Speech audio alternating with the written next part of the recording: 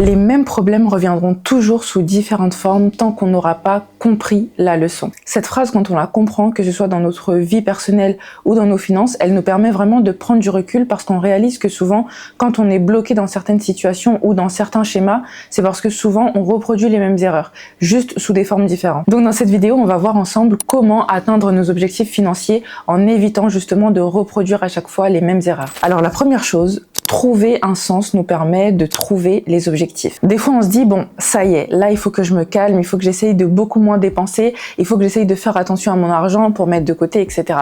Mais en fait, dans quel but? Parce que si on fait ça juste parce qu'on nous a dit qu'il fallait commencer à mettre de côté ou juste parce qu'on sait qu'on dépense beaucoup et qu'on veut essayer de faire des efforts, ce sera pas des raisons assez suffisantes pour nous pousser à le faire. Et juste avec ça, l'envie de dépenser, non seulement elle sera toujours présente, mais en plus de ça, elle sera toujours plus forte que le simple fait de vouloir mettre de côté. Vous savez, moi, la première fois que j'ai réussi à avoir, je crois que c'était 500, 600 euros, je devais avoir 17, 18 ans et j'avais réussi à mettre ça de côté. Et j'ai vu ça sur le compte et je me suis dit, attends, moi, tu me laisses avec 500, 600 euros, y a personne pour m'empêcher de les dépenser, je suis majeure, vaccinée, mais attends, à quoi bon vivre si c'est pas pour dépenser mon propre argent en fait? Quand je me suis dit ça, il m'en fallait pas plus. J'ai tout de suite retiré cet argent et je suis allée le dépenser. Mais en fait, ça c'est la preuve de quoi? C'est juste que quand on n'a pas d'objectif et qu'on n'a rien de spécial à faire avec cet argent, au bout d'un moment, on finira par aller le retirer parce qu'il y a rien qui nous empêchera de le faire. Alors que quand on a un sens au pourquoi on veut faire les choses, on réfléchit pas du tout de la même manière et là, ça nous permet aussi de pouvoir découper les étapes de cet objectif pour pouvoir les réaliser au plus vite. Bon, on va prendre une vraie personne, un cas concret, comme ça je pense que ce sera plus facile à comprendre et à mettre le truc en perspective. Donc on va prendre une fille qui s'appelle Mélissa, qui a un projet, c'est d'aller vivre à l'étranger d'ici la fin de l'année. Et pour ça, il lui faut 10 000 euros. Donc là, on a le gros projet et maintenant, on va essayer de voir un petit peu comment on peut mettre ça en place. Si vous avez déjà entendu parler de la méthode SMART, je pense qu'ici, elle peut être très utile. En fait, c'est une technique qu'on utilise souvent en marketing pour pouvoir définir un objectif. Et en fait là c'est clairement ce qu'on va faire. La méthode SMART, qu'est-ce que c'est? En fait ça nous dit qu'un objectif doit être spécifique, mesurable, atteignable, réalisable et temporellement défini. Donc là notre objectif c'est d'aller vivre à l'étranger. Pour ça on a 1 an et il nous faut à peu près 10 000 euros. Je vais essayer de vous afficher à l'écran comment j'ai détaillé cet objectif avec la méthode SMART, comme ça va un peu vous donner une idée. Maintenant qu'on sait où on va, on peut regarder notre situation actuelle. Donc on avait pris Mélissa, on va dire qu'elle a un CDI et qu'elle touche à peu près 1 500 euros par mois. Ses charges complètes s'élève à peu près 1 000 euros, donc ça veut dire qu'il lui reste plus que 500 euros pour pouvoir mettre de côté.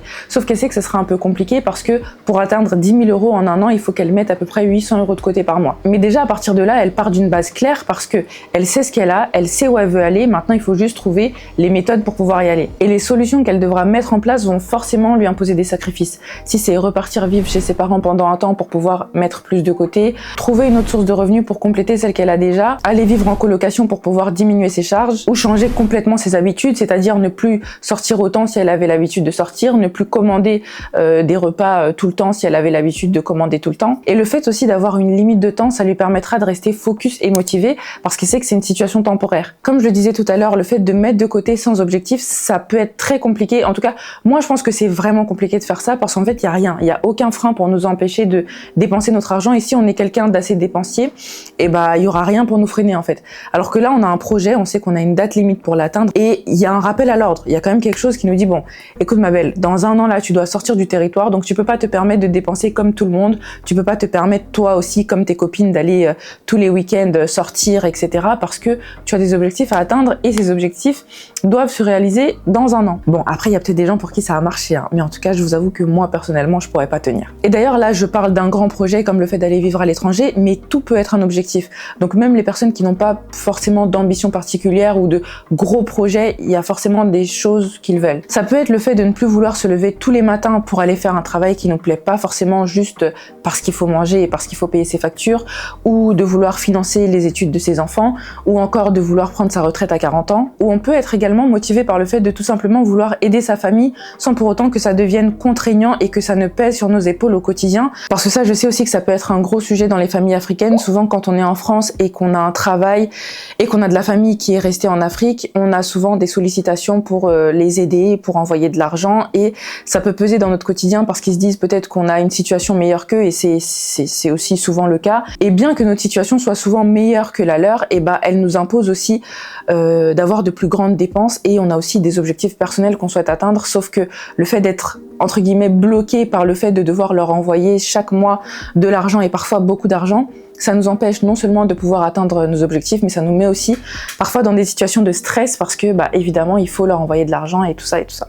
Donc ça peut être aussi motivé juste par le fait de vouloir les aider sans être surchargé par ça et sans que ça ne devienne une pression et une charge pour nous. Donc c'est pour ça que je dis, même si on n'a pas forcément d'objectifs clairs ou même si on n'a pas de grandes ambitions, juste le fait de vouloir améliorer ou augmenter son style de vie, ça peut déjà être un objectif suffisant. Tout ça, ce sont des objectifs légitimes et ça donne du sens à nos efforts. On sait pourquoi on fait les choses. Et le jour où on sent qu'on est à la limite, qu'on sent qu'on va passer de l'autre côté et qu'on a envie de retirer tout notre argent, il y aura quand même un rappel à l'ordre. D'ailleurs, c'est souvent à ce moment-là qu'on découvre notre vrai rapport à l'argent quand on a un objectif fort. On se rend compte vraiment qu'on est capable de faire des choses qu'on pensait impossibles. Moi, à la base, je pensais que j'étais quelqu'un de très dépensier, mais en fait, quand je réfléchis bien, j'ai été dépensière 2-3 ans parce que j'ai commencé peut-être à travailler à 17 ans, 18 ans quand j'étais en alternance. Forcément, je dépensais tout mon salaire, c'était la première fois que j'avais de l'argent, etc. Donc j'avais envie de le dépenser. Mais à partir de 20 ans, j'ai dû me calmer par la force de la vie, par la force des choses. Et je me suis rendu compte que finalement, j'étais pas si dépensière que ça. En tout cas, je suis dépensière, mais j'arrive à contrôler mes coups de folie, et j'arrive à beaucoup mieux les gérer. Et surtout, avec un objectif fort, j'arrive à me rendre compte qu'il n'y a rien de plus important pour moi pour l'instant que d'atteindre ces objectifs. Donc ça me limite un petit peu et ça me met une barrière et je me dis... Il y a beaucoup de choses que j'ai envie de faire, il y a beaucoup de choses que j'ai envie d'acheter, mais est-ce que vraiment c'est le moment? Et il y a vraiment des choses que je pensais impossibles venant de moi, comme le fait de pouvoir économiser comme je le fais maintenant, parce que je pensais que j'avais un esprit totalement dépensier et que pour moi, l'argent était fait pour être dépensé. Donc aujourd'hui, quand je vois comment je suis capable de réfléchir, quand je vois les sommes que j'arrive à mettre de côté, etc. par mois, je me dis, en fait, j'en suis capable.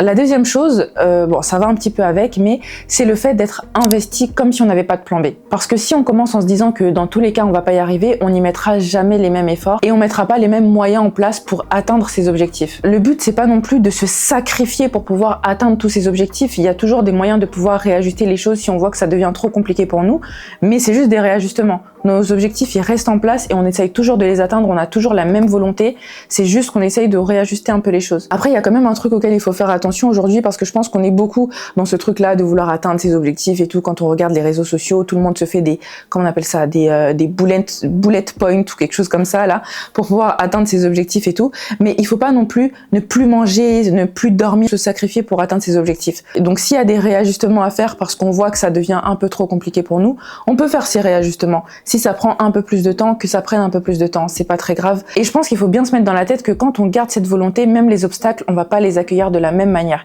Ce sera pas des freins, mais ce sera juste des passages qu'il faudra traverser. Parce que vouloir faire des grandes choses, c'est bien, mais ça implique de grandes responsabilités et aussi des sacrifices qui vont avec. Donc si on ne sait pas agir en conséquence, forcément ça ne restera qu'un souhait, et soit on sera animé par peut-être un sentiment de jalousie en voyant les gens arriver à faire des choses que nous, on n'arrive pas forcément à faire, soit on se dira que le monde est contre nous, que personne veut nous voir réussir. Enfin bon, vous savez, de toute façon, quand il s'agit de justifier notre inaction, on a toujours des bonnes raisons, mais ce qui est sûr, c'est que quand on est déterminé, on trouve des solutions, et quand on ne l'est pas, on trouve des raisons. Cette phrase a été pas mal quand même, j'aurais pu la laisser pour la fin. Alors le troisième point, c'est pareil, il rejoint un petit peu les deux autres, mais c'est que pour savoir gérer les grandes choses, il faut d'abord évidemment savoir gérer les petites. Je pense qu'on en est tous conscients, et surtout aujourd'hui dans le monde difficile dans lequel on vit, 10 000 euros pour beaucoup de personnes, ça représente un sacrifice énorme au quotidien. Tout coûte cher, la vie coûte cher et ça devient de plus en plus difficile. Mais cette grosse somme, on arrivera à la réunir qu'en essayant de gérer toutes les petites sommes qu'on aura au quotidien. L'argent que vous n'avez pas mis dans une commande Uber Eats à 15 euros parce que vous avez réussi à emmener à manger au travail au lieu de commander, c'est 15 euros un jour, mais sur une semaine, on est à 75 euros. Et peut-être que ces 15 euros au quotidien, ça représente déjà un sacrifice pour vous parce que ça va vous demander de faire à manger, donc ça va vous demander du temps le soir que vous n'avez peut-être pas forcément parce que vous rentrez tard. Donc voilà. Mais peut-être aussi que ce qui est un sacrifice pour vous aujourd'hui, c'est le quotidien de beaucoup de personnes. Tout le monde a des situations différentes et tout le monde a des choses différentes. Peut-être que vous, le sacrifice, ça va être de supprimer toutes les plateformes de streaming et de moins consommer. Et quand on regarde vraiment dans la réalité ça va, 15 euros c'est pas grand chose, on peut se dire qu'on peut commander un repas, mais c'est ces 15 euros là qui nous permettront d'atteindre les 10 000. Et c'est seulement en arrivant à les gérer au quotidien et en ne dépensant pas à chaque fois ces 15 euros qu'on pourra atteindre cette somme. Et puis là, peut-être que vous vous dites, non, mais ça c'est juste parce que je suis pas payée assez et quand je serai payée plus, j'arriverai à gérer mon argent, j'arriverai à mettre de côté. Peut-être que là, vous êtes payé, disons 1600 euros, vous pensez que vous avez des problèmes.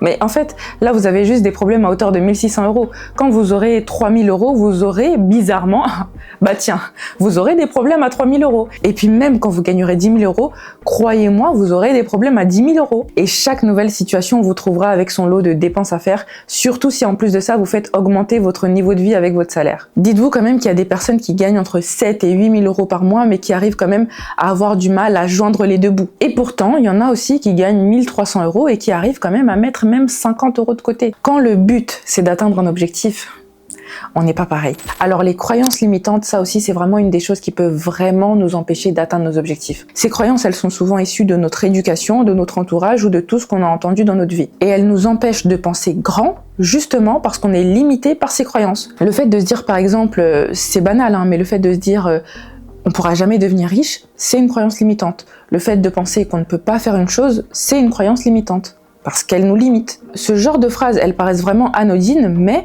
elles conditionnent notre manière de penser et les efforts qu'on sera prêt à fournir. Et comme le plus souvent on est entouré de personnes qui pensent comme nous, eh ben on reste enfermé dans cette bulle. Mais pour penser autrement, il faut être déjà conscient de cette réalité, donc ça implique quand même une remise en question et de se poser sur soi-même. Et parfois, il faut aussi être capable de pouvoir élargir son horizon mental.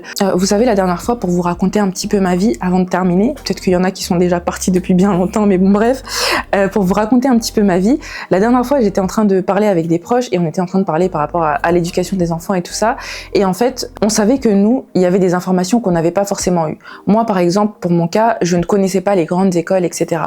Et en fait, le truc, c'est que pour avoir certaines informations, il faut baigner dans un certain environnement, il faut que tes parents eux-mêmes soient conscients de certaines choses, il faut qu'ils connaissent le système français, il faut qu'ils connaissent les écoles, et souvent quand on est issu de familles qui viennent d'autres pays, d'Afrique ou de partout ailleurs, il y a des informations qu'on n'a pas forcément. À l'école, on les a pas forcément parce qu'on est dans une certaine catégorie sociale et tout ça. Et donc aujourd'hui, en étant consciente de ces réalités-là, il y a des choses que je peux faire totalement différemment avec mes enfants. Il y a des domaines dans lesquels on peut être sous-représenté, et je pense qu'il y a aussi un manque d'informations, et donc forcément si on n'est pas conscient des choses, si on ne sait pas que ça existe, on peut difficilement y aller.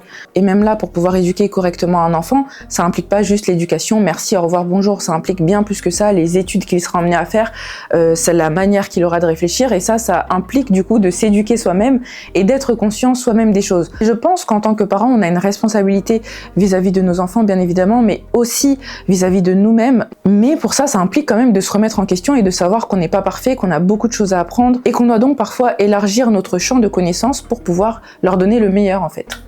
Enfin bref, je me suis un petit peu éparpillée, c'était pas du tout le sujet. Enfin, ce qui est sûr, c'est que quand on veut penser différemment, il faut s'entourer de personnes différentes, il faut écouter des choses différentes, il faut lire des livres différents ou tout simplement commencer à lire. Il faut vraiment stimuler et faire travailler son cerveau au quotidien parce qu'on est réellement ce qu'on consomme. Bon, c'est un peu en train de tourner développement personnel, mais finalement, je pense que c'est un peu lié, donc forcément, on en parle un petit peu. Toutes ces choses, elles sont un peu logiques, on n'y pense pas forcément, mais finalement, quand on les applique, on arrive à avoir de vrais résultats. En tout cas, merci à vous si vous êtes arrivés jusqu'ici dans cette vidéo. J'ai les lumières qui commencent à s'éteindre, donc je pense que ça veut dire qu'il faut que j'arrête de parler. N'hésitez pas à commenter, liker et partager la vidéo. Je me suis rendu compte lors d'une de mes dernières vidéos que je vous l'avais demandé et que vous l'avez vraiment fait. Donc en fait, je pense que c'est important de le demander parce que je pense que c'est un vrai c'est un vrai impact. En tout cas, merci beaucoup pour ça parce que ça représente vraiment beaucoup pour moi et nous on se retrouve la semaine prochaine dans une nouvelle vidéo.